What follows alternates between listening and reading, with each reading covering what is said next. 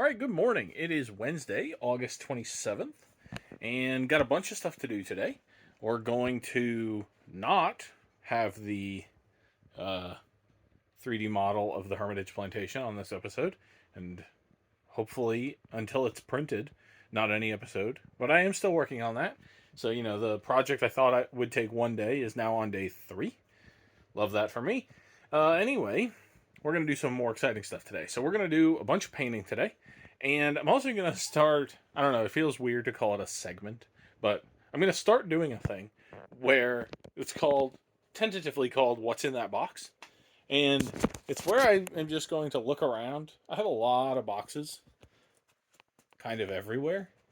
And some of them have stuff in them, or most of them have stuff in them. And I know what a lot of them are, but I also don't know what a lot of them are. So we're just going to maybe every day, maybe every other day, I'm not really sure yet, just kind of pick a box at random and go through it and see what we find. But I'm not sure if I'll do one today. I probably will now that I've teased that. Why not? But then we're going to do a lot of painting. I've got a couple techniques I want to talk about, and maybe just some general ramblings as well. And so I'll keep you updated as the day goes on. All right, so now that I teased it, let's do the first What's in That Box today. Why not? I got the ladder out so I can get up to it. But I think the importance, I don't know, it's kind of weird to talk about the importance of a random, I'm just looking in a box. It's not that big a deal. But I think maybe the fun with it is like if I just go look in the box, then turn the camera on and like feign looking in the box for the first time, I think that kind of defeats the whole purpose. So I just think it'll be fun to discover what's in a box and have my genuine reaction to it on camera. So that's what I'm going to do. Sort of one of the tangential sort of inspirations, I don't know if inspiration is the right word exactly, for this segment is that when you have a collection as large as we do, you do have to you have to think about the fact that, nobody likes to think about it, but what if the house burns down? What if the collection is lost or destroyed in some way? We live in hurricane territory, so anything's possible. And so, I can't just, with no documentation, I can't go to an insurance company and say, hey, I had all this stuff. Can you replace it? And so these random boxes that I don't know what's in them, after I film these segments, I'm going to then label them and write down exactly what's in the box. And so, it's probably still going to be hard to get money out of an insurance company for things like this. I accept that. But at least with video evidence and then a documented list of what's in it, that hypothetically might help. And like I said, I think it'll be fun. So I'm going to flip the camera around, which you can't do while recording, at least on Android. I don't know why. But so I'm going to flip the camera around and then we'll climb the ladder and see what's in that box. We're doing this box specifically. It's the lid of the Song of Ice and Fire miniature war game. So yeah, we'll see. All right, so here we go, climbing up the ladder, immediately blocking all the light, unfortunately. But we're going to find out what's in this box. And hopefully it'll be something interesting. If not, that'll be kind of disappointing. Ooh, I think it might be disappointing. Well, let's come down off the ladder and we'll see what it is here. Looks like a bunch of maybe miscellaneous junk. I don't know if flipping the camera is going to mess with it. Hopefully not. All right, so we got some foam, some more foam. Oh, a couple miniatures. Okay. Position the light here. There we go. Bunch of foam. We have one of the Nolzur's pre-primed wizard miniatures here. Unpainted. Let's see what else we have. Another one of the Nolzur's miniatures. These are really popular with my kids. We could just... Oh, it's kind of cool. Ultramarine banner sticker. I think it's a sticker. In any event, that's pretty cool. Second company. This came with the... I can't remember his name, but this came with that special edition character they did. That's where that's from. But yeah, the Nolzur's miniatures are really popular with my kids. When I used to work at a game store, we could just go to the wall, as they called it, and it was just the Nolzur's wall, and they could just grab something, and they're super cheap, so if they painted them, great. If not, then not the end of the world. So we've got a Storm Eagle back hatch. Excellent. Oh, and then I think this is part of a Fire Giant, again in the Nolzur series. Another Wizard. And, more wizards, or maybe not wizards, but more adventuring party people. So these must have been miniatures that we never got around to painting, obviously. And then some jump pack bits, some more bits and pieces, a patch from one of the conventions I went to back in the day. And then this looks like a stencil for painting my Storm Eagles. So conveniently, I've only painted one of the Storm Eagles out of the 3 I have, but nonetheless. All right, well, that was a pretty boring what's in the box, but got a couple things out of it. I will obviously not be documenting this box for insurance purposes. I'm going to bag up this foam and either throw it away, or if I can think of a use for it, or maybe someone in the club might have a use for it, then I'll either store it or give it to them, and then throw all these bits in the bits box, and then put those miniatures in one of the other boxes, which is ongoing projects of the kids. So yeah, we'll do that, and hopefully we'll find a more interesting box tomorrow. All right, well, while the first episode, or the first segment of What's in That Box, was kind of a failure, I did find these pencils, and I'm not going to put it in this episode, but I'm going to also use the sticky notes that I found in that very same box and make a note to myself, talk about the pencils. And I'm going to stick it right here on my desk, and in an episode where I need a little bit of filler content, I'm going to talk about pencils. But enough of that, because that is not this episode. I have plenty to do in this episode. In this episode, we're going to talk about this dragon, and specifically how we're going to paint him. Although we're not going to, well, we might paint him a little bit today. We'll see. In any event, this dragon, well, this Maw Krusha, was primed black and then dry brushed with light gray and then a white. And that's the basis of, except for the weapon that broke off, don't mind that. But this is the basis of the Slap Chop paint system. So you would then put a contrast paint or a speed paint or a instant paint or any of the contrast type paints, other varieties are available, over that dry brushed black and white, and you would get a sort of nice appearance, at least in my opinion, and a lot of people's opinions. But what I'm going to do today is I'm going to take this flat white AK paint marker from AK Interactive, and I'm going to go one step further. So I'm not going to do the whole thing on camera because there's a lot of cabbage here, but I'm just going to come into the highest and the most sharp corners and just edge highlight with this pen. And you could do this with a brush, but the pen is just so much faster and so much easier. I can show you here. I think probably intuitively you guys will understand why, but let's just pretend there's paint on this brush and I have white on it, and say I'm going to try to edge highlight this edge right here.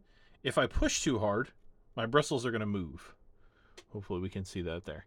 So if I push too hard, my bristles move. And now there's going to be paint where this flex happens. There's going to be paint over there. There might be paint over here. Who knows? However, with a felt tip pen, that is very unlikely to happen. So I'll just come right here, and almost no matter how hard I push, there's only ever paint on that edge. See, I can push really hard, and it's just on the edge. So I'm going to use this to basically give us an even higher level of highlight than the Slap Chop can achieve. And you could do this by just dry brushing some more, or like I just said, traditional edge highlighting. But I really like to do it with the paint marker. I think it provides an easier and ultimately a better finish. And then you'll just slap chop like normal. You'll take your speed paint or contrast paint or whatever and highlight over the or paint over this, and you'll get a nice highlighted look without too much effort. And then another thing that I like to do, which is sort of in the, I don't know, like slap chop plus zone, I guess. I'm not sure if that term has been coined already by someone, but slap chop plus is where you do this to an area, then paint the area with your speed paint or contrast paint or whatever, and then you come back and do this again, and then paint those same colors back over the edges that you did this to. And that will give you a really, really high contrast, pun not intended, look. And if that's what you're going for, then it can be very useful. So I'm just going to kind of go around and work my way around. And then I'm going to let this white dry. And then we will come back and do, I think I'm just going to do this area. And then I'll come back and paint this with some contrast paints and speed paints. And you'll see what I mean. And I think I'll even do the second layer I talked about. So I'll just go finish all this highlighting up, and then we'll get to painting. All right, this is all nice and dry now, and I'm going to start with a couple speed paints here. I'm going to start with Slaughter Red, and I'm going to make this Cabbage Red. I've always liked the, I actually don't know if they originate in WoW. I never actually played WoW. I was a RuneScape guy, as I've mentioned before. They don't necessarily have to be mutually exclusive, but they were for me. So I don't know if they started in WoW or not, but that's where I know them from, the red orcs. I've always really liked that aesthetic. So I figured I'm not going to paint my orcs red, but I might paint this cabbage red. So I figured now's as good a time as any. So as you can see, I'm just coating the area here where we highlighted with that white pen, and the areas that we highlighted are nice and vibrant, whereas the areas we left down in the shadows are more neutral and giving us some nice contrast and shade.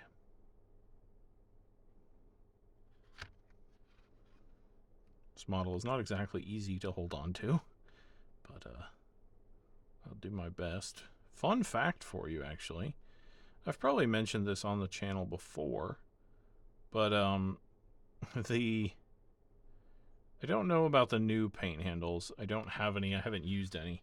But the ones from GW, the old ones from GW, I should say, the top can screw off.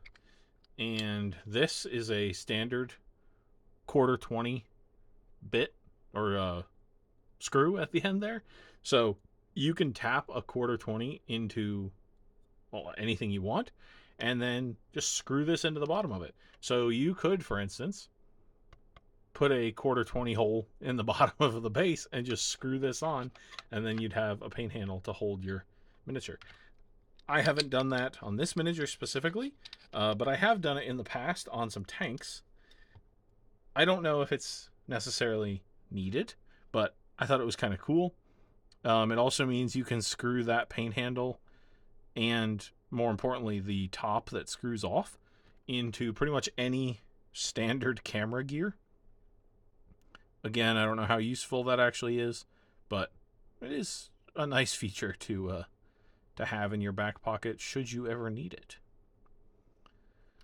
So like I said, I'm not going to do the whole cabbage today. I'm just going to do this part here that I highlighted with the marker. But I'll go ahead and finish this up off camera, let it dry completely, and then I will come back and do the next couple colors. Alright, so now I'm going to use some Raging Sea, also a speed paint, and paint the spikes. That's a fair word, I suppose, on the dragon here. I'm not sure yet how I'm going to do the armor. I've painted both purple armored and yellow armored Ironjawz. I have both of those in my collection, and both of those were painted not with an army in mind, just picked up some models because I wanted to paint them. So I don't know which way I'm going to go yet. I may also, because of that, just decide that maybe I don't have a unified army armor color and I just kind of go nuts on whatever floats my boat.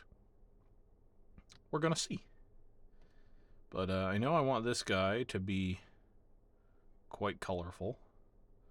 Hence the bright red and the sort of greenish blue that I'm using now. But yeah, hopefully you get the idea of the highlighting with the white pen on top of the slap chop. And hopefully that makes sense to you. I'm not 100% sure, to be honest, where you can buy the AK markers. Obviously, I would say your first choice should be your local game store. They're always happy to have your business. But I don't know. They might be on Amazon.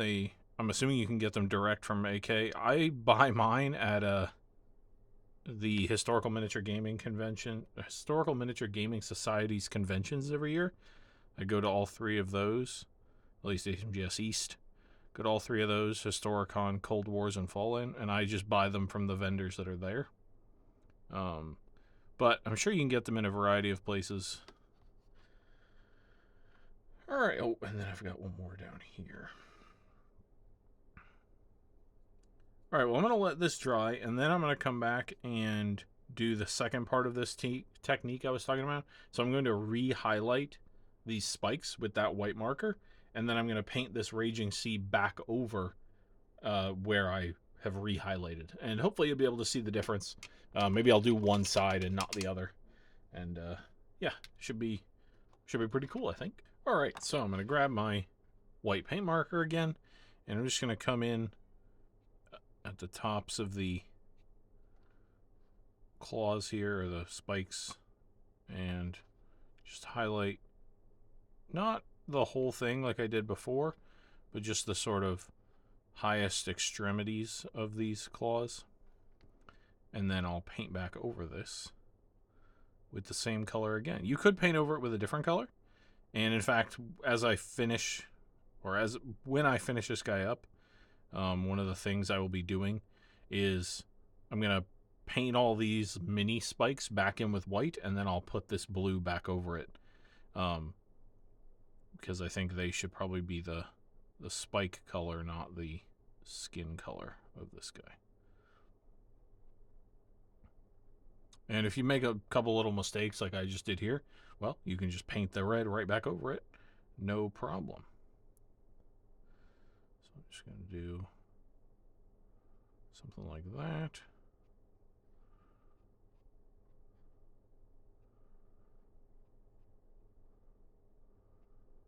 And I think that's probably good. Maybe because these are kind of like, you know, when you look at the miniature, your attention should be drawn to here and to some extent here, but I've always really disliked the head of the Maw Crusher.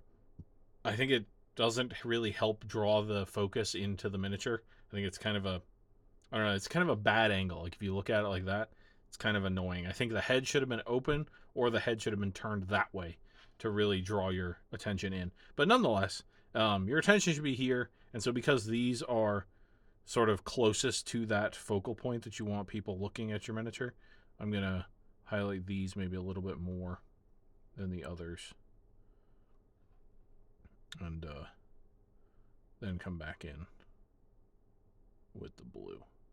So I'll let that dry completely. Very important, one, so you don't, well, it's very important to make sure this step dries so you don't ruin, it doesn't like smear and get mucky. But You also want to make sure that the step previous to this dries. You want to make sure the contrast dries before you put your paint marker back on it, especially your white one, because it will absolutely ruin the tip if you get like blue in the tip of your white paint marker. That can be a big problem. So you just want to be careful and make sure that you're letting everything dry completely before you move on to the next step. All right, so now we will come back in with our Raging Sea once again and just paint over where we put the white. And as you can see, this is just a further level of highlighting here. You can see that crisp tip that we have on these, and we'll do this all the way down, obviously. There are obviously many ways to highlight something. You could, honestly, as I was letting this dry, I was just kind of looking at this, and I thought the white tips actually looked kind of cool on it, but not the point of this video, and I think I'm already pretty set on the paint scheme I want for this guy, so I don't want to change it now, but you could just highlight with a paint marker and leave it. You could also not do this step at all. You could just put the contrast or speed paint on and call it a day. You could also just traditionally edge highlight. That would also be fine. This is just one option you have in the ever-expanding arsenal of miniature painters. But, yeah, I'm pretty happy with how this is coming out. Who knows, at the end of this process, painting the whole cabbage, I may come back and do some traditional edge highlights on these, just to make them pop even that little bit more. We'll see, though. At the end of the day, I paint for tabletop quality 99.9% of the time, and I would say this is definitely that. So I'm happy with that. Tomorrow on the painting desk will be those Fishing Guild militia or whatever they are that I printed the other day. I meant to get to them yesterday, but I unfortunately didn't. But I have some things I want to discuss while painting them. I want to talk about limiting your palette and how that can help you get things done faster. And I also want to talk about just picking a sort of balancing. I want this to look cool, but also I want to get done, and how your color palette and paint choices can influence that, maybe even before you start painting. So yeah, we will see how that goes tomorrow. You're either about to see the outro for this episode, or you're going to see something else. I'm not really sure. I'm not sure what else I'm going to get up to today. So yeah, I'll either see you in the outro in a minute or see you in the next segment. All right, so it is the outro. I didn't really get up to anything else today, hobby-wise, other than working on the model, which I said I'm not going to put in any more videos. When it's all done, I will probably just do a quick spin around so you guys can see the finished product. And of course, you'll see it once it's printed and in the diorama. But yeah, I imagine even the second episode of making that model was pretty boring. So I'll keep it out of these going forward. But yeah, I think I said earlier, it's been a while since I was at the paint desk, but I think I said earlier, tomorrow we do the Fishing Village or Fishing Guild Militia. It's also Thursday night game night tomorrow. I'm playing a game of one-page rules Grimdark Future. Never played that before, so that should be cool. And then, I have to pack the car and do all the normal game night stuff. But we should still get some painting in, and should be an excellent day. And then after that, we're creeping up on a nice 3-day weekend. And I've got a bunch of hobby stuff planned this weekend. So, yeah, thank you everybody for watching. If you enjoyed the video, I would encourage you to hit the like button. Subscribe to the channel if you want to see more videos like this, and I will see you tomorrow.